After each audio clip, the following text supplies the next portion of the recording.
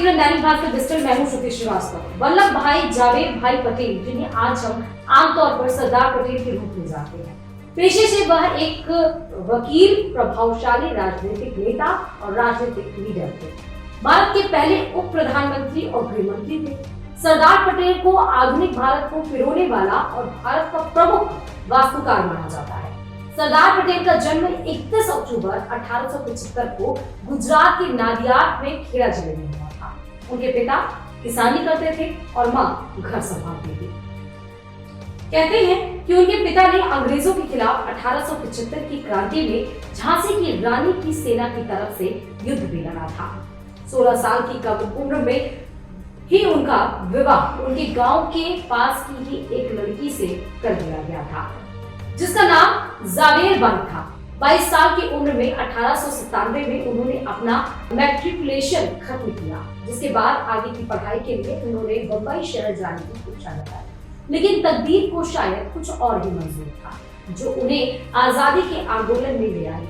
1947 में जब देश आजाद हुआ था, भारत के अंदर करीब 565 छोटी बड़ी आजाद रियासतें थी उस समय, जो पहले सीधे ब्रिटिश शासन के अधीन आती थी।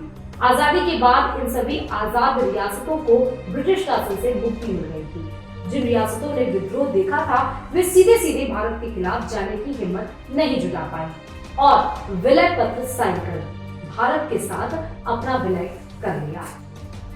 वहीं इसके अलावा कुछ रियासतें ऐसी भी थी जहां बल प्रयोग कर उन्हें भारत के साथ मिलाया गया, और यह सब किया सरदार वल्लभ भाई पटेल ने। गोवा को उन्होंने फौज भेजकर पुर्तगालियों से आजादी दिलाई और उसका विलय भारत में करवाया।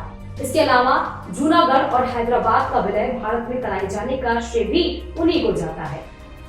ब्रिटेन का एक मशहूर कार्ड गेम ब्रिज यानी ताश सरदार पटेल का मनपसंद था।